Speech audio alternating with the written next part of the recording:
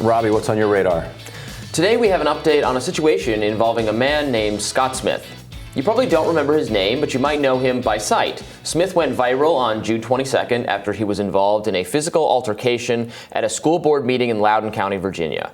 Smith spoke up at the meeting, was eventually restrained by the police, bloodied, and dragged out in handcuffs.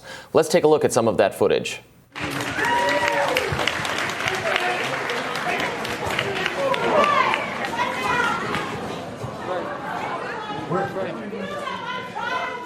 Smith was one of two men detained during that meeting. The other man was released, though ordered to appear before court on trespassing charges. Smith, on the other hand, was arrested and charged with obstruction of justice and disorderly conduct. He was eventually found guilty and sentenced to 10 days in jail.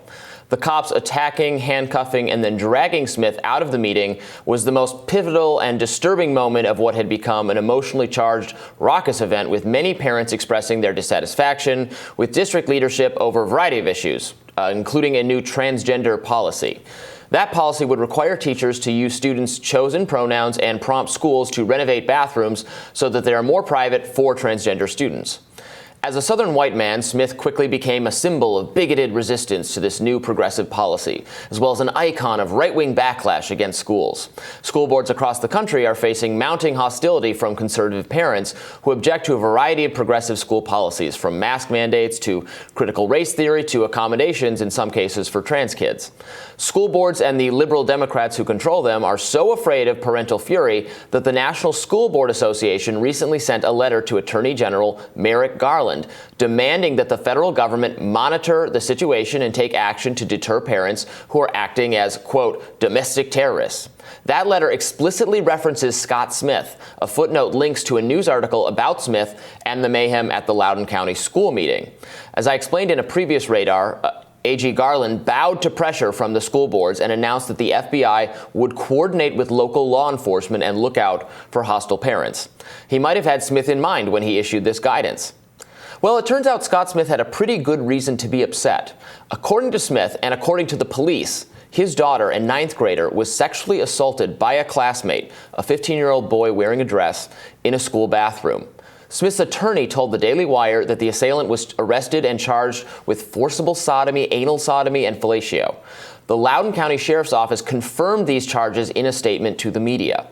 Now, everyone deserves due process, and the assailant should absolutely have their day in court. Moreover, this incident should not serve as some excuse to mock trans people or any kid or teenager struggling with their gender identity. In fact, it turns out that Smith bears no grudge against trans people in general, telling Fox News, quote, "I am good with gay people and cross-gender people. Anybody who wants to be a good American, I am good with. I went there to find out why our children were not safe." It was a good question. Smith's daughter's attacker was apparently transferred to another school where they assaulted another student earlier this month. Scott Smith told the Daily Wire, "It has been so hard to keep my mouth shut and wait this out. It's been the most powerless thing I've ever been through. I don't care if he's homosexual, heterosexual, bisexual, transsexual. He's a sexual predator." Just before Smith's outburst at the school meeting, which led to his arrest, the superintendent of Loudoun Schools, Scott Ziegler, denied that there had been any sexual assaults in district bathrooms.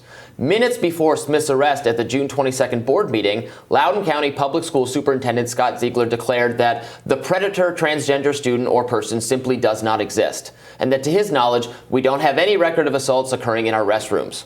Well, his knowledge was wrong. There was a problem, and parents had every reason to call him out and demand answers, especially Scott Smith. You know, this is just, and it should not become, an issue about trans people being dangerous or scary, but there was clearly a real problem with this specific individual, and this man's daughter was, and again, the police have confirmed these details. It's just charged, it's not convicted yet, but I think this parent and other parents were absolutely justified to be hostile and angry at this meeting, and he was hauled out in handcuffs. He was the way he was treated by the police, and then he becomes this kind of symbol of, oh no, we have to have even the feds monitor these parents, and it's just, but they wanted answers from a district that was either wrong or was lying. And so what was his connection to the feds? Like he was the one that. So in the letter that the School Board Association sent to the Attorney General, sort of a public statement saying we need the domestic terrorists, there was a list of footnotes and articles referencing school board scuffles, and one of those was this article. How many was it that they referenced? There was a good number of them, maybe 10 or 12 or something like that. Yeah.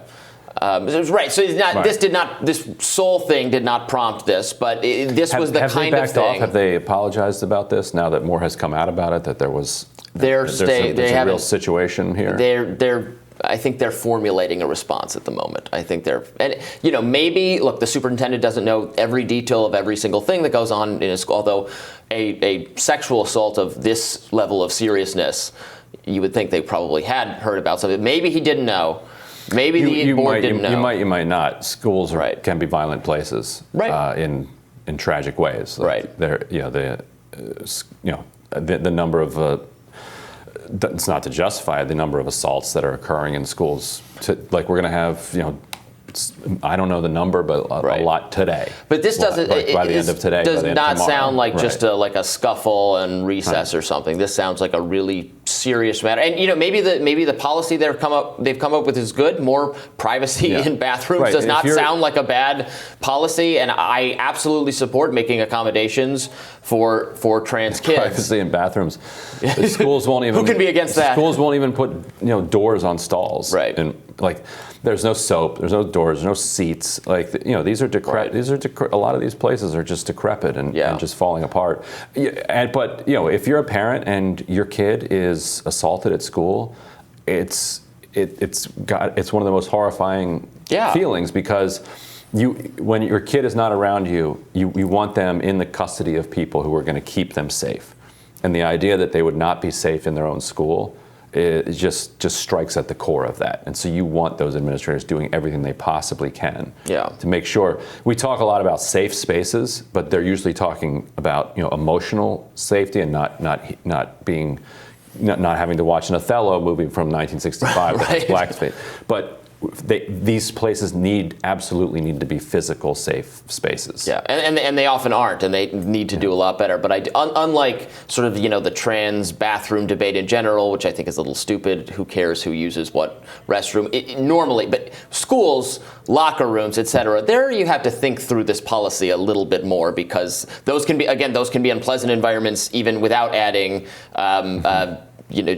People who are uncertain about their gender or changing their gender to the mix, that can be a fraught situation. So the schools should think through these policies a little bit, I think. Right, and stuffed in a locker is a cliche for a reason. Because it happens. People get bullied all the time in schools. Yeah, right. Yeah. We'll have more Rising right after this. Please stay with us.